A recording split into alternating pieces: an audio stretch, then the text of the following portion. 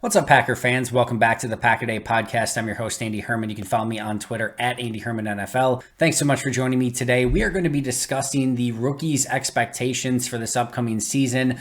We are at sort of that point in every season where the Packers obviously finish up their draft and get through the offseason, and the hope and the excitement for all of these draft picks is, let's just say, slightly out of control, right?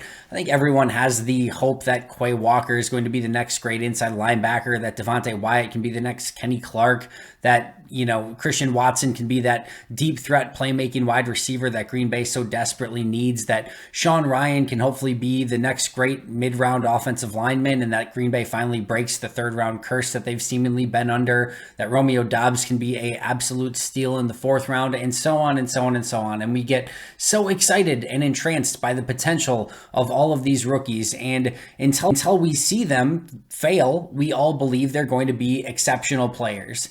The truth is that the reality of these players, especially in their rookie seasons, is probably going to be quite a bit different than our expectations that lead up to that. And a lot of that reason is why we end up with seasons like Amari Rodgers from a year ago, where you get Amari Rodgers and he was this great gadget player at the University of Clemson, and then he comes to Green Bay and he's going to be this big time playmaker, and he's going to be their punt returner, and they can use him in that Tyler Ervin role. And then he gets to Green Bay and he plays about 100 snaps and struggles as a punt returner, and everyone's like, what a bust. He's the worst player ever. In reality, he was a rookie. And rookies take time to develop. If any fans, and I've said this before, if any fans should know that, it should be Green Bay Packer fans. But what today I want to do is take a look at the Packers draft picks. This is going to be a two-part series. I'm going to look at all the Packers through Romeo Doubs today, all the rookies through Romeo Doubs today, and then we'll look at part two tomorrow. But I want to look at all of them from more of a historical perspective. How have players, taken in similar positions in the past sort of worked out? How have the Packers fared when selecting these type of players in that same type of position in the past worked out? So we're going to look at each of these picks in four different ways. We're going to look at what the Packers have drafted in that round in recent years. We're going to look at the player that's actually been taken in that slot over recent years. We're going to be looking at, the Packers that have taken picks that the Packers have taken at similar positions in different rounds throughout the years. And then we're also going to take a look at some of the positions that have been taken around that pick in recent years. A little bit hard to explain, but you'll see as we sort of go along. A couple of things up front. Each of these players are their own individual players. So what has happened historically doesn't mean that it's going to happen to these same players upcoming. There's always going to be an exception to every rule. Just because every player sucked at, pick 199 before Tom Brady didn't mean that Tom Brady was going to have to suck as well, right? So there's always going to be a player that's going to break the mold. There's always going to be an exception. But I think if we get a really good glimpse at all of the players in all of these categories for each of the picks, we're going to start to put together at least an idea of what sort of expectations and over under, if you will, for what the expectations should be for these players this upcoming season. A couple other things really quick. There's going to be a lot of stats, Pro Football Focus grades. There's going to be a lot of that today, so it's going to get a little bit nerdy. The other thing is, because there's a ton of research that went into this, and because there's a lot of stats and numbers that I want to give you to sort of show you the full picture, unfortunately, it's going to be a lot of reading for me today. I can't, memorize every single one of these stats. So the eye contact's going to be a little bit lacking today. I apologize for that, but I want to give you great information. That's the biggest thing that I want to get to you. So that is my goal today. So I apologize for the lack of eye contact in advance. So let's start with pick number 22, Quay. So first and foremost, let's look at the most recent Green Bay first round picks. How have they fared in their rookie seasons? And all of these stats and all of these grades today are going to be just for their rookie season. So whether they became Hall of Famers 3 or 4 years later, that is not what we're looking at today. What we're looking at today is what should be the expectations for these players in their rookie season. So that's what we're going to be focusing on. So since Brian Gutekunst took over, Green Bay has had 5 first round picks.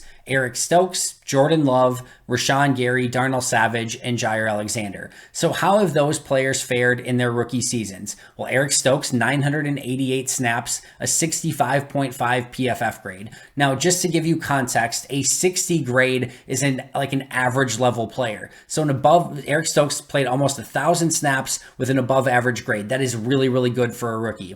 Jordan Love in his rookie season played 0 snaps. Rashawn Gary only played 256 snaps with a 55.8 PFF grade, so slightly below average.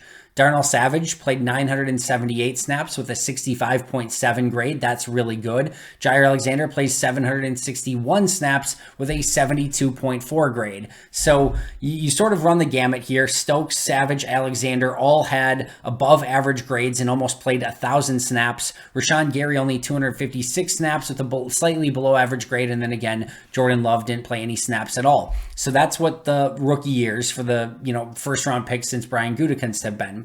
How about recent number 22 overall picks? That's where Quay Walker was taken, pick 22. Well, last season, Caleb Farley, who dealt with injuries, played a total of 60 snaps and had a 45.7 grade.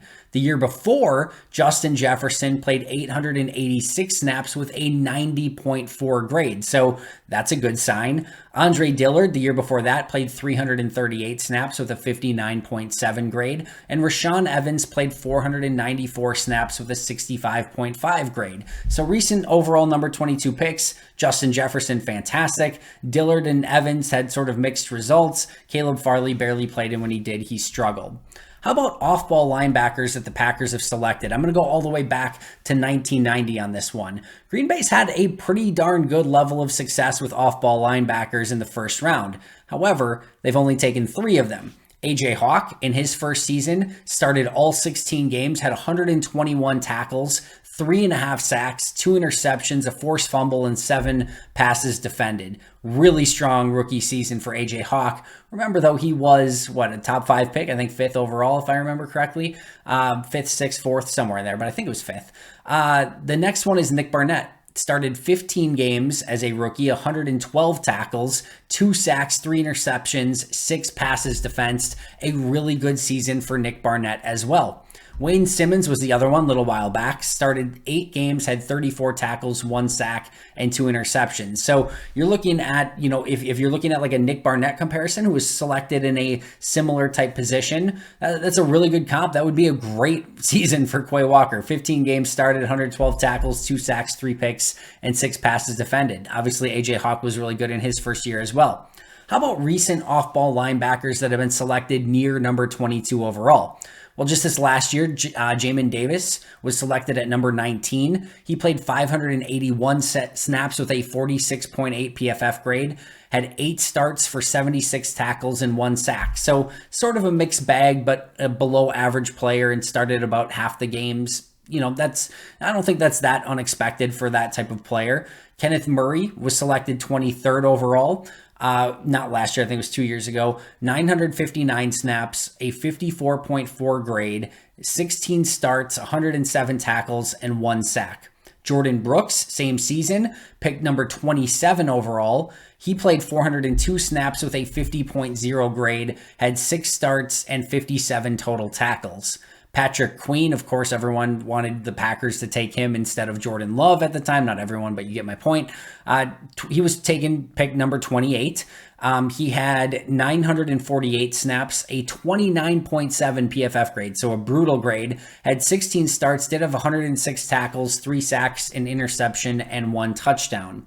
Leighton Vander Esch would be your really shining example as a rookie. Now, granted, his rest of his career sort of fell off from there, but he was taken at pick number 19. He played 894 snaps as a rookie, had an 85.4 grade, 11 starts, 140 tackles, and 2 interceptions. So really good rookie season for him. And then Rashaan Evans was also taken at pick number 22. This is 4 years ago now? 494 snaps, a 65.5 grade, 7 starts, and 53 tackles. So from an expectation standpoint, the really good, right, recent Packer first round pick was a Jair Alexander. A recent number 22 overall pick would be Justin Jefferson. Packers off-ball linebackers that have had success include AJ Hawk and Nick Barnett. Recent off-ball linebackers selected near pick 22, Leighton Vander Esch. Those are some really good players. So that would be your high-end expectations. Your bad expectations, well, recent first-round pick Jordan Love played 0 snaps as a rookie. Number 22 pick just a season ago, Caleb Farley played only 60 snaps with a 45.7 grade.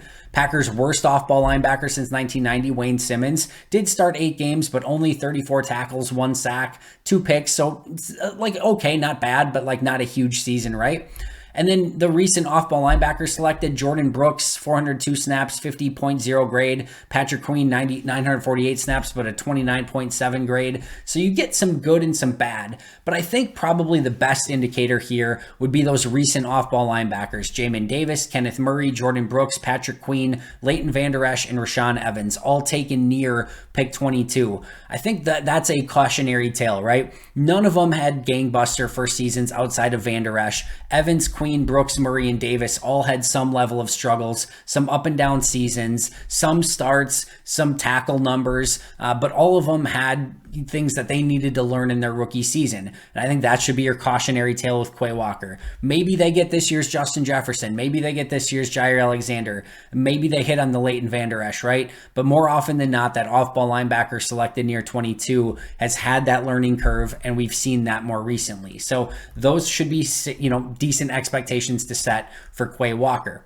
How about Devonte Wyatt? Again, we looked at the recent Packers first round picks, Stokes, Love, Gary, Savage, and Alexander. Same players there as Quay Walker. How about recent number 28 overall picks? Peyton Turner was a season ago. He played 144 snaps with a 64.6 PFF grade. Patrick Queen, we just talked about, 948 snaps with a 29.7 grade. Jerry Tillery, same position, defensive lineman, 354 snaps as a rookie with a 35.5 grade. And Terrell Edmunds, 967 snaps with a 63.7 grade. So Edmunds was probably the best of the bunch, playing almost 1,000 snaps with a slightly above average grade. Interestingly enough, I think most people consider that pick to be a reach and a bust, but he was the best, probably number 28 rookie in the last handful of seasons. How about Packers first round defensive linemen since 1990? You get some really good names on here. Vonnie Holliday, BJ Raji, Kenny Clark, but you'll be interested by the statistics in their rookie season, which should give you some form of shaping your expectations for Devonte Wyatt.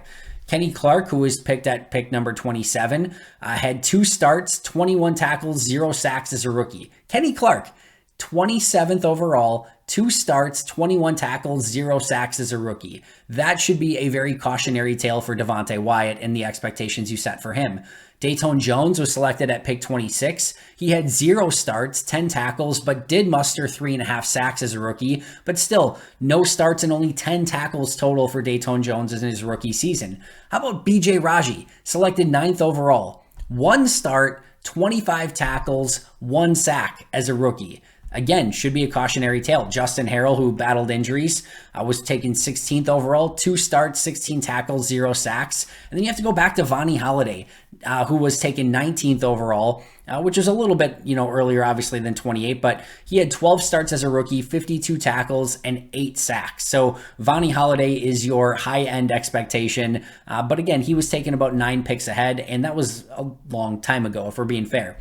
How about recent defensive linemen taken around pick 28? There isn't a ton here. So Jerry Tillery, as we discussed, was taken at pick 28, played 354 snaps as a rookie with a 35.5 grade, 3 starts, 17 tackles, and 2 sacks. So minimal production overall. The other one was Taven Bryan, who was selected 29th overall, 301 snaps, a 69.4 grade, 1 start, 20 tackles, and 1 sack. So you look at the expectations here again, recent number 28 overall picks in the last 4 years before this one, Terrell Edmunds, Patrick Queen, Jerry Tillery, Peyton Turner, not high performers in their rookie season. The Packers first round defensive linemen outside of Vonnie Holliday, Harrell, Raji, Jones, Clark, even though Raji and Clark went on to have good careers, had limited production as defensive linemen in their rookie season. Jerry Tillery and Taven Bryan, recent defensive linemen taken around pick 28, haven't had a ton of success as rookies. So again, this should just set your expectations. I want to say it one more time. That doesn't mean that Devonte Wyatt can't be a monster in his rookie season. But as we look at what to expect, these should give you, again, a cautionary tale of like, don't all of a sudden expect that Quay Walker and Devonte Wyatt and all these guys are going to end up like just being massive stars as rookies. More often than not, it doesn't work out that way. All right, let's go to pick number 34. Christian Watson. Recent Packers second round picks include Josh Myers, who played 349 snaps and had a 54.9 grade a season ago. A.J. Dillon in his rookie season played 122 snaps with a 78.3 grade. Elton Jenkins, 694 snaps with a 69.1 grade. And Josh Jackson, 721 snaps with a 59.1 grade. So Elton Jenkins good. Josh Myers, a little bit of struggle, some of that due to injury. Josh Jackson struggled. Dillon played well, but in very minimal snaps. How about recent number 34 overall picks? Elijah Moore, wide receiver, just taken last year at pick number 34, played 476 snaps, but had a 71.2 grade. Michael Pittman Jr., same thing, wide receiver, same pick, number 34 overall, 431 snaps with a 62.8 grade. Rocky Yassin, the corner, was 3 years ago, 853 snaps with a 65.3 grade. And Will Hernandez was 4 years ago with 1,027 snaps and a 67.9 grade. So some recent success at pick 34. Moore, Pittman, Rocky Yassin, and Will Hernandez all played over 400 snaps and all had above average grades. So hopefully that's an omen and a sign of things to come. Meanwhile, the Packers have had just a couple second-round wide receivers since 1990. Devonte Adams, Randall Cobb, Jordy Nelson, Greg Jennings, Terrence Murphy, Robert Ferguson, and Derek Mays. Definitely some names worth monitoring there. But this should be, once again, a very cautionary tale for what to expect out of Christian Watson. Devonte Adams, arguably the best receiver in football right now, in his rookie season, had 11 starts, 38 catches, 446 yards, and 3 touchdowns. So still very limited, even in those 11 starts in his overall production. Randall Cobb, fan favorite. He's still with the team today. 0 starts as a rookie, 25 catches, 375 yards, and 1 touchdown. Jordy Nelson, 2 starts as a rookie, 33 catches, 366 yards, and 2 touchdowns. Devonte Adams, Randall Cobb, Jordy Nelson, the best of them all. Devonte Adams had 38 catches.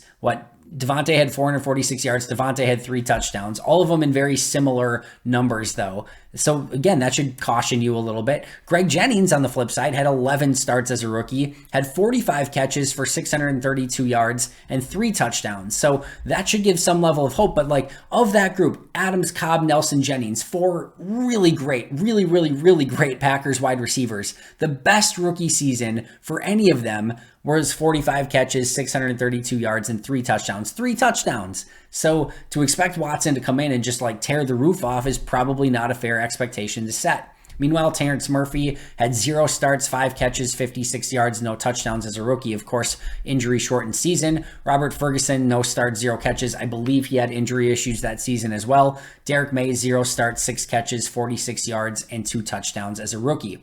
Lots of recent wide receivers taken near pick 34. Maybe not lots, but 5 of them that give us really good, bars to set here. We talked about Elijah Moore, 476. He was taken pick 34 overall.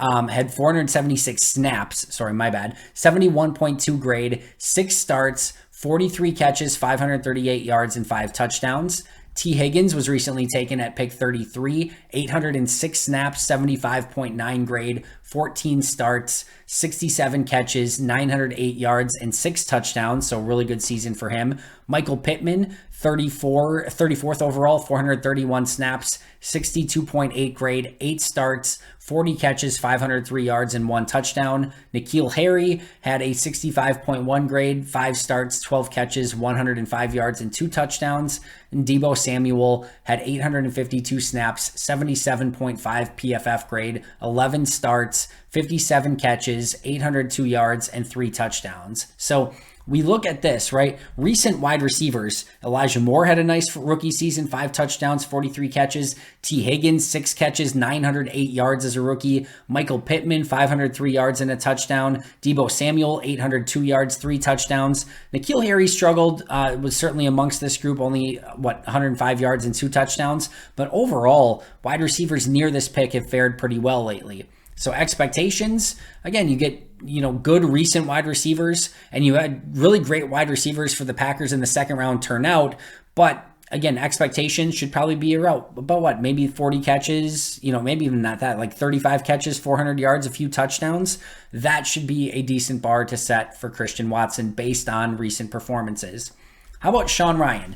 All right, recent third-round Packers, we've talked about this before. The last decade has not been good, but the last 4 seasons, Amari Rodgers, 103 snaps, 60.6 grade. Josiah DeGuara, 31 snaps, 56.6 grade. Jay Sternberger, 99 snaps, 60.1 grade. And Oren Burks, 126 snaps, 44.2 grade.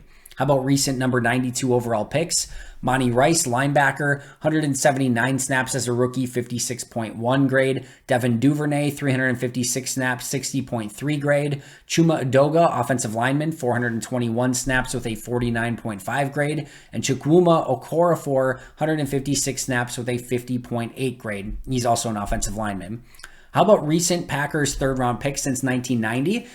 It was pretty shocking or surprising to me, actually. The Packers, of all the offensive linemen that they take, since 1990, they've only selected 3 offensive linemen in the third round. That includes Jason Spitz, who had a pretty decent career for the Packers. Not great, like an average to below average sort of player, but played a lot of games for them. Mike Flanagan, the really good center, and Earl Dotson, the starting tackle. So those have been the only third-round offensive linemen for Green Bay since 1990. Spitz made 13 starts as a rookie. Flanagan and Dotson had 0 starts as rookies. So Spitz would be really the only one that they've had as an offensive lineman that got any real playing time as a rookie.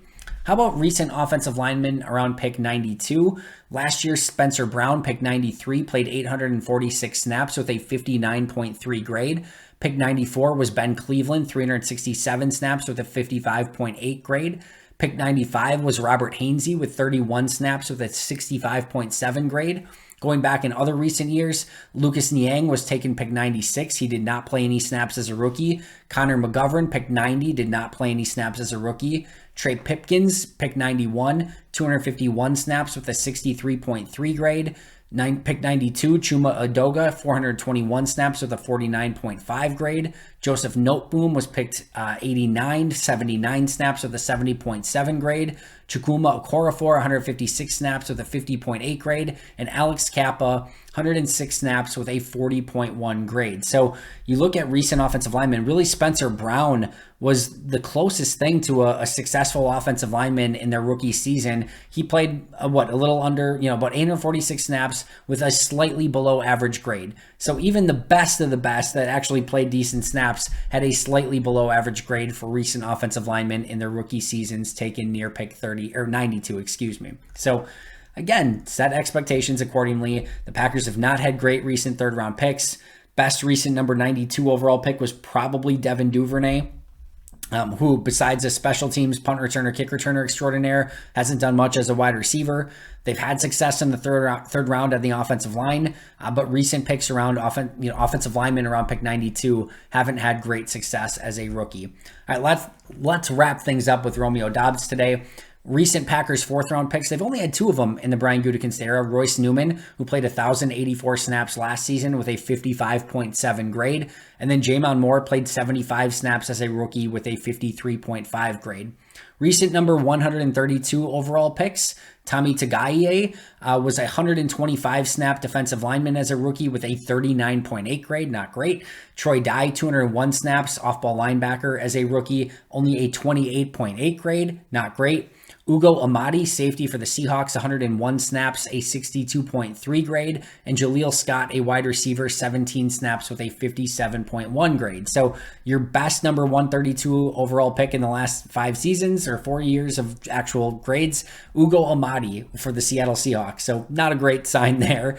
Packers' fourth round wide receivers since 1990 have been a bit of a curse. So Jamon Moore, Corey Rogers, and Anthony Lucas. The three of them in their career, not just for the Packers, the three of them in their career combined for 2 catches for 15 yards, both by Jamon Moore. 2 catches, 15 yards for Jamon Moore, Corey Rogers, and Anthony Lucas, 3 fourth-round wide receivers. So if, Romeo Doubs is going to be successful, he's going to have to break the fourth-round wide receiver curse since 1990. How about recent fourth-round wide receivers taken around pick 132? Jalen Darden was taken last year by the Bucs, pick 129, played a total of 92 snaps with a 52 grade, no starts, 6 catches, 43 yards. Tylan Wallace, a player that a lot of people really liked coming out, 131 or pick 131 overall, played 85 snaps last year, 55.5 grade, 1 start, 2 catches, 23 yards, no touchdowns. Gabe Davis would be your high expectation here. As a rookie, he played 872 snaps, 66.4 grade, 11 starts, 35 catches, 599 yards, and 7 touchdowns. Jaleel Scott, we talked about, 17 snaps, 57.1 grade, no starts, 1 catch, 6 yards as a rookie. And then Jamon Moore, 75 snaps, 53.5 grade, no starts, 2 catches, 15 yards as a rookie. So you look at those fourth-round wide receivers for Green Bay: Jamon Moore, Corey Rogers, Anthony Lucas. And then recent ones: Jalen Darden, Tylan Wallace, Gabe Davis, Jaleel Scott, Jamon Moore. And even the recent pick 132s: Tommy Tagaye, Troy Dye, Ugo Amadi, Jaleel Scott. Really, the only good sign here would be Gabe Davis, right? Everything else doesn't lead yourself to too much excitement. So this isn't to say, again, I don't want to sound like a broken record here, but not that like any of these guys could have a ton of success, right? You just don't know who's going to be great, who's going to bust, and everything in between. But I wanted to go over this because I think it does a better job of really setting expectations for where these players should be. Maybe Quay Walker can have an AJ Hawk or a Nick Barnett rookie season. Maybe Devonte Wyatt has a Vonnie Holiday season, right? Maybe Christian Watson can be as good as Elton Jenkins was as a rookie, or as Greg Jennings in his first year, or T. Higgins in his first year. Maybe Sean Rhyan can be the next Mike Flanagan or Earl Dotson and play as well as Spencer Brown did this last season as a about average offensive lineman. Maybe Romeo Doubs can be, I don't even know, Gabe Davis, right? 872 snaps with almost 600 yards and 7 touchdowns as a rookie. Maybe all of those things come true, but it's possible too that Quay Walker has a, Jordan Brooks rookie season, that Devonte Wyatt has a Justin Harrell sort of season or a Jerry Tillery sort of season. It's possible that Christian Watson has, a Derek Mays or a N'Keal Harry sort of season, that Sean Rhyan has an Oren Burks sort of season or an Alex Kappa sort of season. It's possible that Romeo Doubs has a Jamon Moore or an Anthony Lucas or Corey Rogers or Jaleel Scott sort of season. So you might just say, oh, that seems like a whole waste of time then, Andy. Yeah, they could be great or they could be poor. I think my point being is that if you really look at the majority of these players in their rookie season, the majority had some level of struggle, some things that they had to overcome, some things that they still needed to learn. The NFL is hard. So please, please, please set your rookie expectations accordingly and know that maybe 1 or 2 of these guys are really going to help Green Bay this upcoming season of their entire draft class. But everyone else, there's going to be a learning curve. And even if those 2 guys that are really good have great seasons, there's probably going to be a learning curve for them, just like there was for Stokes and Kenny Clark and Jair Alexander and so on and so forth. So give these players some time to breathe, to learn, and to get better. That does it for me today. Thank you so much for joining me. I'll be right back here tomorrow with part 2 of this series, breaking down the Packers, from Zach Tom to end of the draft. But until next time, and as always, go Pack Go.